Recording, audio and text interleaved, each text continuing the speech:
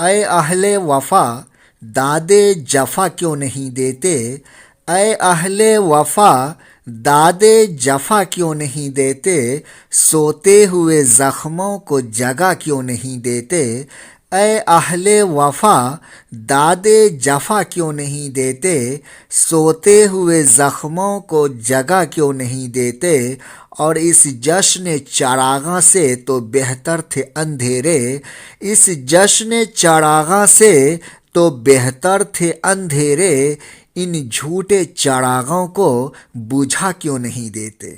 اداورز ہے دوستو، میں ہوں آپ کا دوست آیت اللہ آیت، اور استقبال کرتا ہوں آپ تمام دوستوں کا اردو لورس یوٹیوب چینل پر۔ دوستو اس ویڈیو میں غالب کی ایک مشہور غزل کی تشریح کریں گے، جو کہ ان کے دیوان کی پہلی غزل ہے اور اہم ہے۔ ظاہر ہے دیوان کی پہلی غزل ہے تو اس سے اشعار آ سکتے ہیں تشریح کے لیے، حالانکہ تھوڑی مشکل غزل ہے۔ غالب تو ہے ہی مشکل، آپ جانتے ہی ہیں، چند غزلوں کو چھوڑ کر کے ساری غزلیں ویسی ہی ہیں۔ تو آئیے ویڈیو کا باضابطہ آغاز کرتے ہیں۔ یہی غزل ہے دوستو، یہ پہلا شعر ہے، اور یہاں پہ یہ ایک لمبی غزل ہے، بہت سارے اشعار ہیں اس میں، حالانکہ اور ساری کتابوں میں کم ہی اشعار ہیں، لیکن یہاں پہ بہت سارے اشعار ہیں، تو دیکھیں گے سبوں کو۔ دیکھیے یہ پہلی غزل ہے اور پہلا شعر ہے غزل کا، اور یہ غالب کے دیوان کا بھی پہلا شعر ہے، اور میں آپ کو یہ بتاؤں کہ اس کے 36 تشریحات ہیں، 36 شرح بیان کیے گئے ہیں۔ تو جو مجھے اچھا لگا ہے میں وہ بتا رہا ہوں، آپ دوسرے سورسز سے اور بھی اس کے تشریحات جان سکتے ہیں۔ آپ جانتے ہیں غالب ہے ان کے یہاں تہداری معنی ہے، یعنی کہ ایک شعر کے کئی مفہوم نکلتے ہیں، کئی تشریحات بنتے ہیں۔ تو دیکھیے کہ جو میں نے سمجھا ہے وہ بتا رہا ہوں آپ کو۔ نقش فریادی ہے کس کی شوخی تحریر کا، کاغذی ہے پیرہن ہر پے کرے تصویر کا۔ نقش فریادی ہے، یہاں سے الگ آپ کریے کہ نقش جو ہے وہ فریادی ہے۔ فریادی کس کو کہتے ہیں؟ فریاد کرنے والے کو کہتے ہیں۔ جیسے نقش ہے تو نقش کا مطلب ہوتا ہے نشان، نقشہ یا کوئی نقش کرنا۔ تخلیق بھی اس کا مطلب ہوتا ہے، تخلیق۔ تو نقش فریادی ہے، یعنی کہ تخلیق ہے وہ فریادی، اور تخلیق سے مراد یہاں پہ مخلوقات ہے۔ اللہ کے علاوہ جتنے بھی مخلوقات ہیں تو وہ اللہ کی تخلیق ہے۔ تو اور ان تخلیقات میں سے، ان مخلوقات میں سے سب سے جو اشرف المخلوقات ہے وہ کون ہے؟ انسان ہے۔ تو یہاں پہ انسان کنسیڈر کریں گے، اور مخلوقات بھی ہوں گے انسان کے علاوہ جو دوسرے مخلوقات ہیں وہ بھی، وہ کیا ہے؟ وہ فریادی ہیں۔ انسان اور دوسرے جاندار چیزیں وہ کیا ہیں؟ فریادی بنے ہوئے ہیں، فریادی ہے۔ کس کی شوخی تحریر کا؟ شوخی تحریر، تحریر کا مطلب ویسے تو آپ دیکھیں گے لکھنا ہوتا ہے، اور شوخی کا مطلب ہوتا ہے کہ وہ کلام جو کہ جس سے کہ انسان مسکرائے، اسمائل کرے انسان، اور شوخی کا مطلب خوبصورتی کے بھی معنی میں آتا ہے کہ خوبصورت۔ شوخی تحریر یعنی کہ خوبصورت تحریر۔ تحریر سے مراد یہاں پہ ہم تخلیق لیں گے، جب ہم کسی چیز کو تحریر کرتے ہیں تو گویا ہم اس کی تخلیق کرتے ہیں، تو یہاں پہ تحریر سے مراد تخلیق ہے۔ تو کہہ رہا ہے کہ نقش فریادی ہے، انسان اور دوسرے مخلوقات کیا ہیں؟ فریادی ہیں، فریاد کر رہے ہیں۔ کس کی شوخی تحریر کا؟ کہ ظاہر اللہ سے مخاطب ہو کے کہہ رہا ہے کہ انسان اور دوسرے جاندار جو ہیں وہ فریادی ہیں، خدا سے فریاد کر رہے ہیں، اللہ سے فریاد کر رہے ہیں، اور اپنی شوخی تحریر کا، کہ ظاہر ہے اللہ کی ہر مخلوق خوبصورت ہے، اچھا ہے، تو اس لیے اس کو شوخی تحریر کہا گیا ہے۔ یہ فریادی، اور فریاد کیا ہے؟ فریاد دوسرے مصرع میں دیکھیے کہ کاغذی ہے پیرہن ہر پے کرے تصویر کا، کہ کہہ رہا ہے اللہ پاک آپ نے جو شوخی تحریر کیا ہے، آپ نے جو تخلیق کیا ہے، تو یہ سب تو ٹھیک ہے، بہت ہی اچھا آپ کی تخلیق ہے، اس تخلیق کو شوخی تحریر کہا گیا ہے کہ بہت ہی اچھا ہے، بہت ہی خوبصورت ہے، لیکن پھر بھی میری فریاد یہ ہے کہ اس کا پیرہن آپ نے کاغذی کیوں بنایا ہے؟ اس کا پیرہن آپ نے کاغذی کیوں بنایا ہے؟ پیرہن کہتے ہیں کہ کور کو، جو کسی بھی چیز پر جو کور ہوتا ہے اس کو، لباس کو بھی پیرہن کہتے ہیں۔ تو کاغذی ہونا مطلب کہ انتہائی کمزور ہونا، کاغذی ہونا انتہائی کمزور ہونا۔ تو کاغذی ہے پیرہن ہر پے کرے تصویر کا۔ پے کرے تصویر خدا کی مخلوق کے لیے ہی استعمال ہوا ہے کہ جو انسان یا کہ دوسرے مخلوقات ہیں جو کہ فریاد کر رہے ہیں اسی کے لیے پیکر تصویر آیا ہے. تو سیدھی زبان میں یہ ہے کہ انسان اور دوسرے مخلوقات فریاد کر رہے ہیں اللہ پاک سے کہ اللہ پاک آپ نے ہم سبوں کو بہت ہی اچھا بنایا ہے، بہت ہی خوبصورت بنایا ہے، لیکن میری فریاد یہ ہے کہ آپ نے میرا وجود کو ویسا رکھا ہے کہ کاغذی رکھا ہے، بہت ہی کمزور رکھا ہے. ظاہر ہے انسان کے اندر جو ہے ایک تو ابدی وجود جو کہ روح ہے، اور ایک خارجی وجود جو کہ فانی ہے، فنا ہونے والی وہ جسم ہے. تو جسم کو یہاں پہ کور کو باڈی کو یہاں پہ کاغذی کہا گیا ہے کہ یہ کاغذی ہے اور یہ میری فریاد ہے. تو یہ آپ تشریح امتحان میں لکھ سکتے ہیں جب یہ شعر آئے گا تشریح کے لیے. دوسرا شعر دیکھیے، یہ شعر دیکھیے. کاوے کاوے سخت جانی ہائے تنہائی نہ پوچھ، صبح کرنا شام کا لانا ہے جوئے شیر کا. کاوے کاوے یعنی کہ کھودنا، کھرچنا، کسی چیز کو کھودنا، ٹھیک ہے. سخت جانی ہائے تنہائی نہ پوچھ، کہہ رہا ہے کہ ہم کو کریدنے میں، کھودنے میں بڑی سخت جانی ہائے مطلب کسی چیز کا پولر بناتے ہیں فارسی میں، تو سخت جانی ہے یعنی کہ بہت میرے جان پر سختی گزر رہی ہے کھودنے میں. اور اس تنہائی کا کیا عالم ہے، اس دقت و پریشانی، تکالیف و مصائب کے بارے میں آپ مت پوچھیے، نہ پوچھ، ہے نا.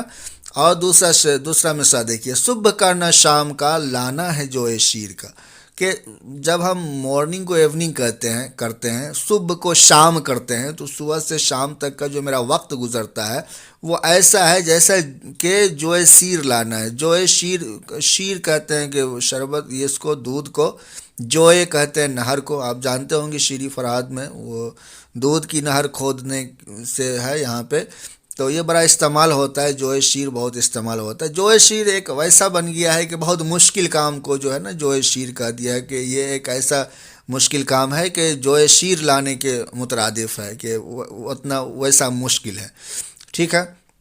تو کہہ رہا ہے شاعر جو ہے، غالب جو ہے، اپنے مطلب دقت و پریشانی اور جو ان کو دکھ درد ہے اس کا اظہار کر رہا ہے، اور کہہ رہا ہے کہ میری حالت یہ ہے کہ جو ہے میری سخت جانی کا یہ عالم ہے، میری تنہائی کا یہ عالم ہے کہ آپ مت پوچھو.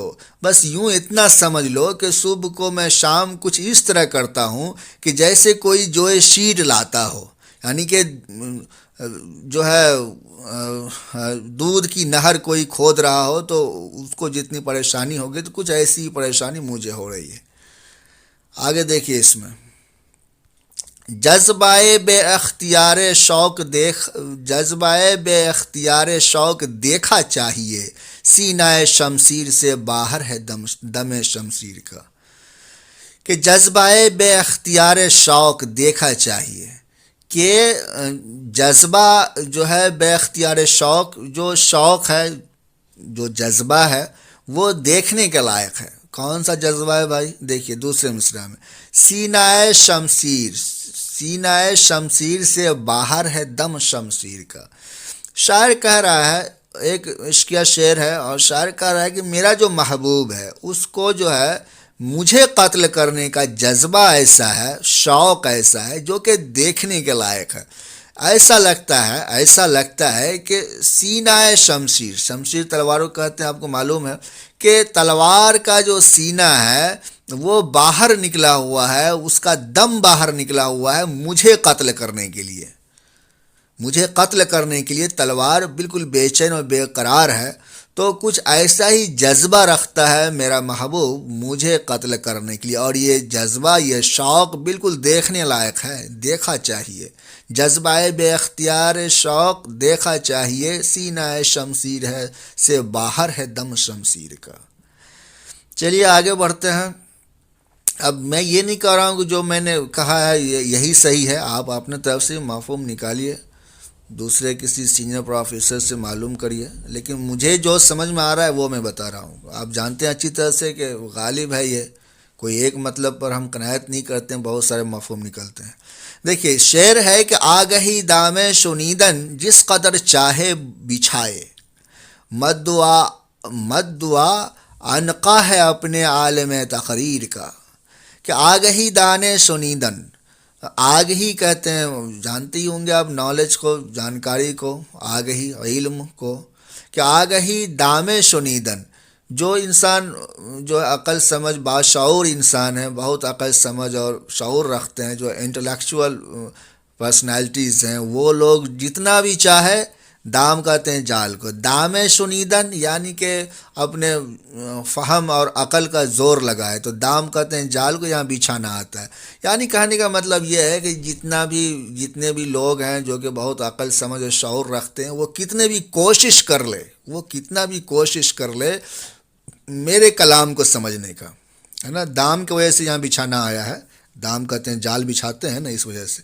تو جتنا بھی وہ سمجھنے کی کوشش کر لے، مدعا یعنی کہ جو میرا مقصد ہے کہنے کا میرے کلام میں، عنقا ہے. عنقا کہتے ہیں کہ نایاب ہونا. ایکچولی عنقا ایک چڑیا کا نام ہے جو کہ ایسا خیالی ہے کہ وہ ایک ہوتا ہے اور وہ ابھی تک دیکھا نہیں گیا، تو اس لیے نایاب جو ہے اس کا مفہوم لیا جاتا ہے کہ مدعا عنقا ہے اپنے عالم تقریر کا. تو عالم تقریر کا یعنی غالب صاحب، سیدھی سی زبان میں آپ یہ جانیے، غالب صاحب یہ کہہ رہے ہیں کہ میرا جو کلام ہے اس کو سمجھنا آسان نہیں ہے. کتنا بھی عقل سمجھ رکھنے والا انسان بہت کوشش کر لے، تب بھی جو ہے ان کو میرے کلام کا بہت اچھا مطلب جو میں کہنا چاہتا ہوں وہاں تک وہ نہیں پہنچ سکتا. یہ کہنا چاہ رہے ہیں غالب صاحب اس میں.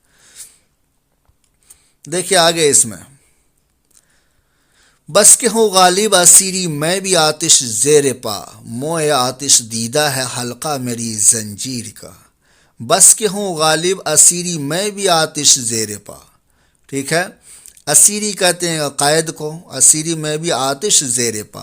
شاعر کہتا ہے کہ میں قید میں ہوں، اس کے باوجود ایسا نہیں ہے کہ میرا جو درد ہے، میرا جو تڑپ اور بے چینی ہے اس میں کمی ہے، ایسا کچھ بھی نہیں. جبکہ میں قید میں ہوں، اسیری میں ہوں، اس کے باوجود میں آتش زیر پا ہوں، کہ آگ میرے نیچے ہے، آگ میرے پیر کے نیچے ہے. ظاہر سی بات ہے کسی انسان کے پیر کے نیچے آگ ہو تو اس کو بڑی تکلیف ہوگی، اور جلن ہوگا، جلے گا پیر.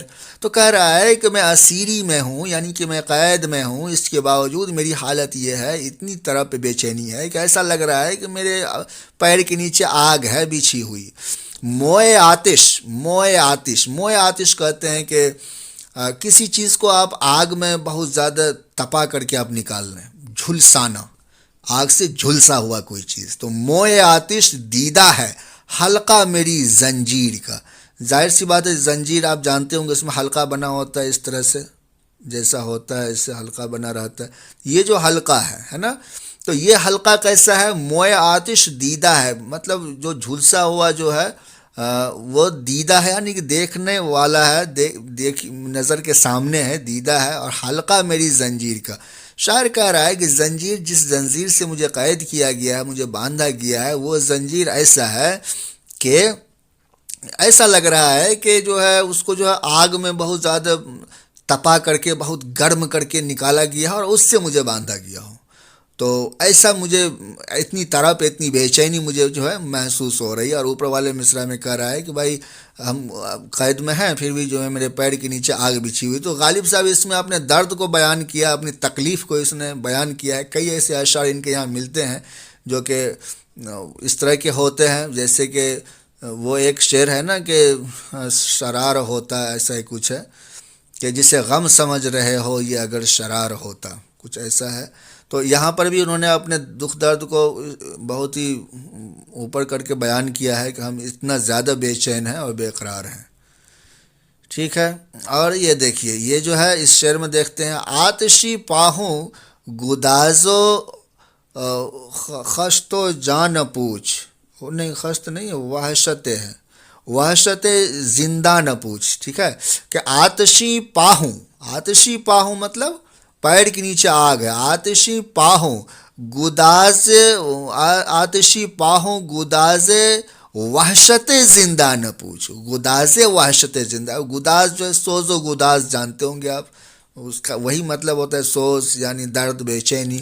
وحشت بھی اسی سینس میں استعمال ہوتا ہے، وحشت گھبراہٹ، بے چینی، طرب، خوف. زندہ، زندہ کہتے ہیں کہ قید خانہ، زندہ نہ پوچھ قید خانہ. کہہ رہا ہے شاعر کہ میں قید خانے میں کس قدر پریشان حال ہوں. تسلسل ہے، اوپر میں جو خیال تھا وہی اس میں بھی ہے کہ جو میں قید خانے میں جس قدر پریشان حال ہوں تو اس کے بارے میں مت پوچھیے آپ. میں کس قدر پریشان ہوں اس کے بارے میں مت پوچھیے. اور یہ مصرع جو ہے آپ دیکھیے یہاں پر، موئے آتش دیدہ ہے حلقہ میری زنجیر کا، تو یہی مصرع آپ کو یہاں ملے گا. یہاں بھی وہی ہے، موئے آتش دیدہ ہے حلقہ میری زنجیر کا. تو یہ خیال کا تسلسل ہے، اور اپنے دکھ درد کو بھی اس شعر میں بھی اپنے دکھ درد کو ہی شاعر نے بیان کیا ہے کہ میرے پیر کے نیچے آگ بچھی ہوئی ہے اور میں بہت پریشان حال ہوں، وحشت ہے، غداز ہے، اور زندہ میں بھی یہی حال ہے میرا، یعنی قید خانے میں بھی یہی حال ہے. دیکھیے آگے اس شعر میں شاعر کہتا ہے کہ شوخی نیرنگ، شوخی نیرنگ سید و شید، شوخی نیرنگ سید وحشت طاؤس ہے. شوخی نیرنگ سید، اب دیکھیے سید کہتے ہیں کہ شکاری کو، صیاد آپ سنے ہوں گے، صیاد یعنی کہ شکاری، ٹھیک ہے. تو وحشت طاؤس، طاؤس کہتے ہیں مور کو، مور کو، پیکاک جس کو بولتے ہیں، مور، ٹھیک ہے. تو شوخی نیرنگ سید کہہ رہا ہے کہ جو صیاد ہے، جو شکاری ہے، اس کی جو شوخی ہے، شوخی کا مطلب خوبصورتی، میں نے ابھی بتایا آپ کو، جو ان کی جو خوبصورتی ہے جو کہ نیرنگ ہے. نیرنگ کہتے ہیں جس سے کوئی رنگ نہ ہو، جس کا کوئی رنگ نہ ہو، ظاہر سی بات جس کا کوئی رنگ نہیں ہوگا وہ نظر نہیں آئے گا. تو شوخی نیرنگ، وہ شوخی، وہ خوبصورتی جس کا کوئی رنگ نہ ہو.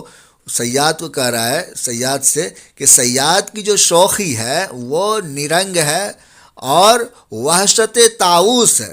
صیاد کی یعنی شکاری کی جو شوخی ہے وہ نیرنگ ہے اور وحشت طاؤس یعنی کہ مور کے لیے یا چڑیا کے لیے، چڑیا آپ سمجھیے، ویسے تو لفظی مطلب مور ہوتا ہے، کہ چڑیا کے لیے یہ وحشت کے مانند ہے. تو شوخی نیرنگ سید وحشت طاؤس ہے. دوسرا مصرع دیکھیے، دام سبزہ میں ہے پرواز چمن تسخیر کا. دام کہتے ہیں جال کو، اوپر بھی آیا تھا کہ سبزہ میں ہے، مطلب ہرے رنگ، ہرا جو پودا ہوتا ہے جو ہرا سبزہ ہے اس میں ہے. تو دام سبزہ میں ہے پرواز چمن تسخیر کا. تسخیر جانتے ہیں آپ، مسخر تسخیر یعنی کہ بالکل حاصل کر لینا، قابو میں کر لینا. تو پرواز چمن کہہ رہا ہے کہ دام جو ہے، جال جو بچھا ہوا ہے نا، صیاد نے جو جال بچھایا ہے نا، وہ سبزہ میں، اور وہ اس کا کام کیا ہے کہ وہ پرواز چمن، چمن کے پرواز کو تسخیر کرنے کا کام ہے اس جال کا.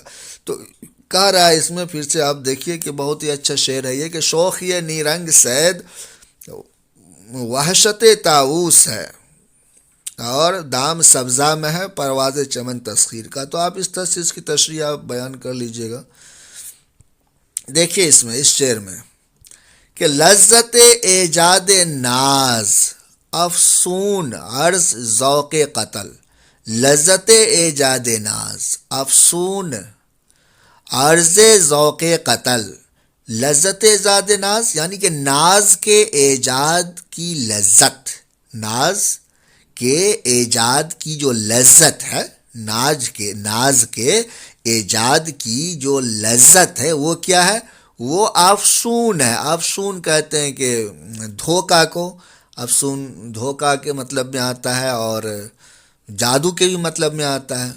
تو کہہ رہا ہے شاعر یہاں پہ، دیکھیے یہ ایک عشقیہ شعر ہے، شاعر محبوب کے ناز کے بارے میں کہہ رہا ہے کہ جو محبوب کا ناز جو ہے، تو ناز ایجاد، لذت ایجاد ناز یعنی ناز کے ایجاد، ناز نے جو لذت ایجاد کیا ہے وہ ایک دھوکا ہے. ناز نے جو لذت ایجاد کیا ہے وہ ایک دھوکا ہے، وہ ایک جادو کے جیسا ہے، دھوکے کے جیسا ہے. عرض ذوق قتل، اور اس کا عرض کیا، اس کا مقصد کیا، اس کا شوق کیا ہے، اس کا ذوق کیا ہے، اور وہ ہے قتل کرنا. ثانی مصرع میں دیکھیے، نال آتش، نال آتش میں ہے. نال آتش میں، نال جانتے ہوں گے آپ، نال جو کہ جوتا یا چپل کے نیچے کے حصے میں جو ہے، جو کہ زمین سے ٹچ ہوتا ہے، اس میں جو ہے لوہے کا کچھ بنا دیا جاتا تھا، لوہے کا وہ لگا دیا جاتا تھا تاکہ وہ جو ہے ایسی جگہ پہ چلنے میں جو یہ نہ ہو، پھسلے نہیں. تو لوہے کا ہوتا ہے. اور اس کے علاوہ نال اس کو بھی بولتے ہیں کہ گھوڑے پر بیٹھنے کے بعد جو وہاں پہ پیر رکھنے کا ہوتا ہے، تو وہ دراصل اس کا تعلق پیر سے ہوتا ہے، جوتے سے ہوتا ہے۔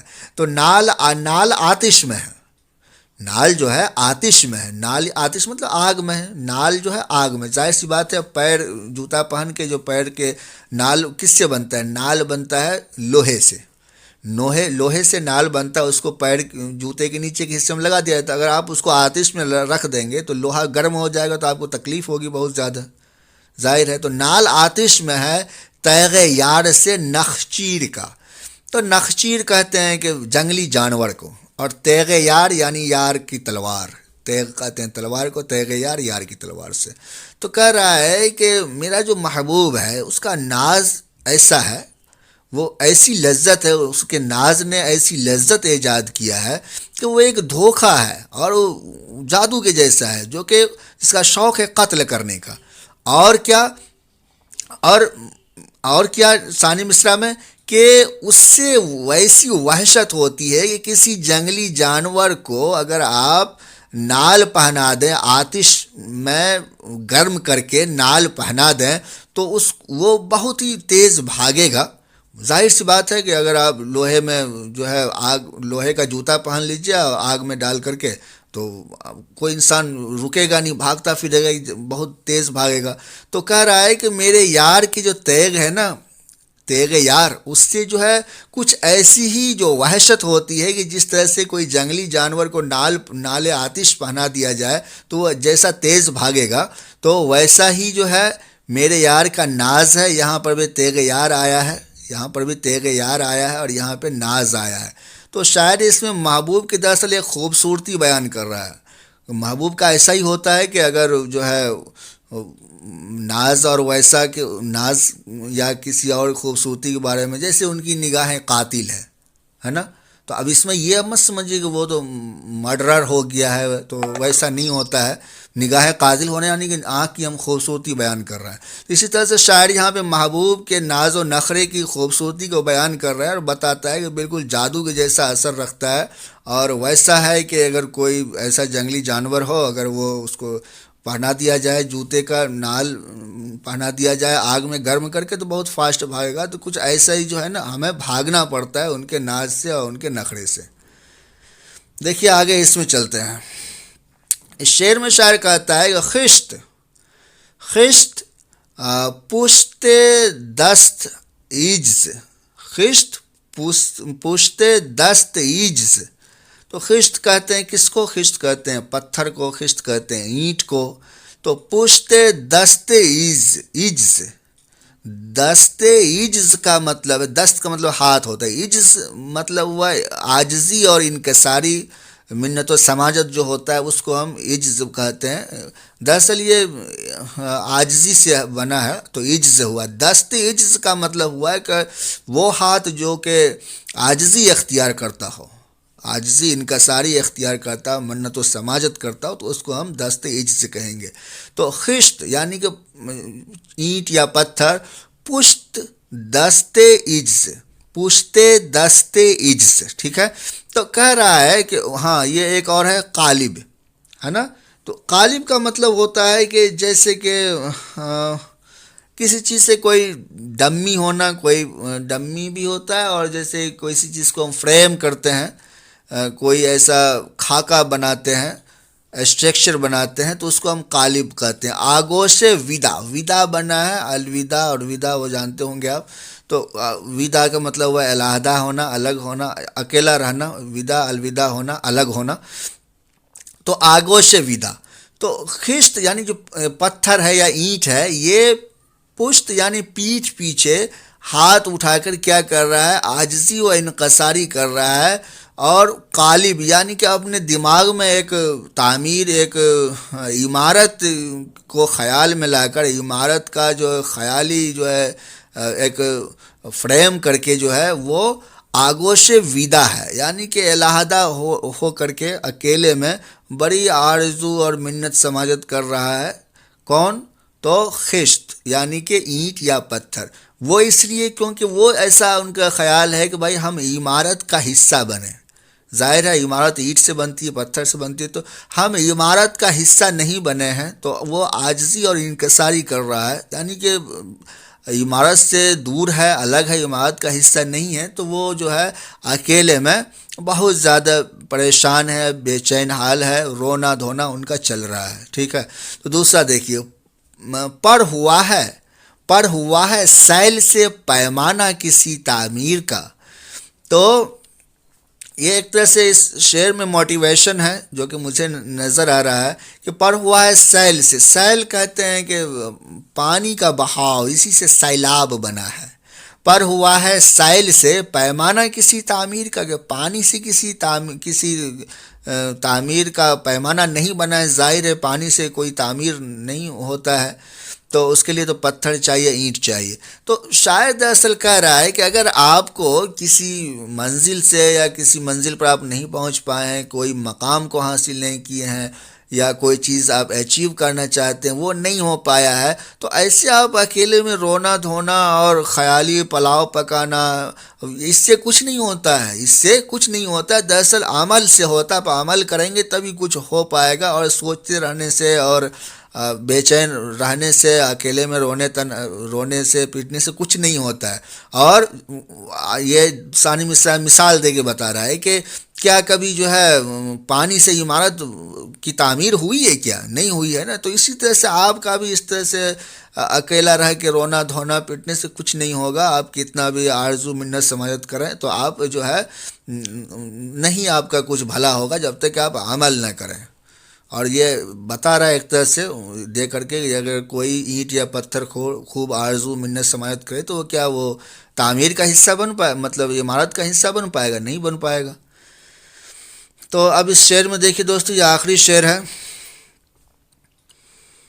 وحشت خواب عدم شور تماشا ہے اسد، وحشت خواب عدم، وحشت جانتے ہوں گے آپ، ڈر، خوف، بے چینی، گھبراہٹ کو وحشت بولتے ہیں۔ وحشت خواب عدم، خواب عدم، عدم کا مطلب ہوا نہیں ہونا، جو چیز ایگزسٹ نہ کرتا ہو تو اس کو ہم عدم کہتے ہیں، جیسے عدم موجودگی یعنی غیر موجودگی، تو خواب عدم یعنی کہ وہ خواب جو کہ ہے ہی نہیں، ایگزسٹ ہی نہیں کرتا ہو، تو وحشت خواب عدم شور تماشا ہے اسد، یعنی کہ وہ خواب جو کہ ایگزسٹ ہی نہ کرتا ہو، جو کوئی خواب ہی نہ ہو، تو اس کے لیے اگر کوئی وحشت میں ہے، کوئی گھبراہٹ میں ہے تو نہیں ہونی چاہیے، کیونکہ وہ ایک صرف شور تماشا ہے اور کچھ نہیں ہے۔ وہ خواب جو کہ ایگزسٹ ہی نہ کرتا، جو کہ موجود ہی نہیں ہو، تو اس کے لیے وحشت میں رہنا کوئی یہ نہیں ہے، وہ تو ایسا ہے کہ جسٹ ایک شور تماشا ہے اور کوئی چیز نہیں ہے۔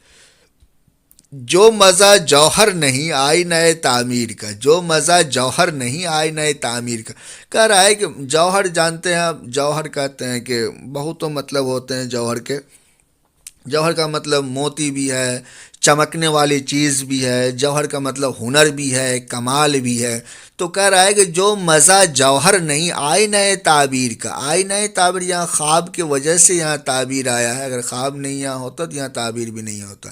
تو آئینہ تعبیر کا مطلب یہ ہوا کہ آئینہ جو ریفلیکٹ کرتا ہے، آپ آئینے کے سامنے جاتے ہیں، آئینہ آپ کو اپنا چہرہ دکھاتا ہے، جو بھی چیز آپ آئینے کے سامنے رکھیں گے وہ اس کو دکھاتا ہے۔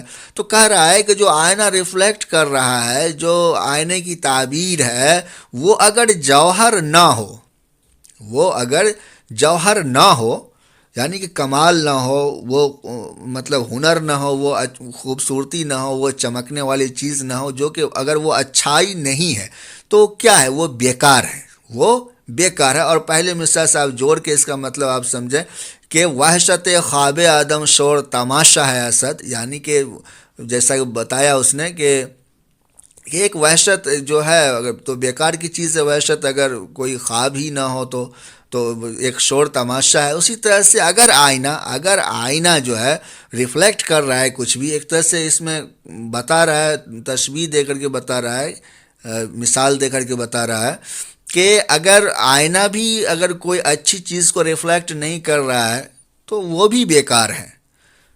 تو یہی تھا ایک غزل، چونکہ نہیں بنا تھا اس پر تو میں نے سوچا کہ بھائی بنا دوں۔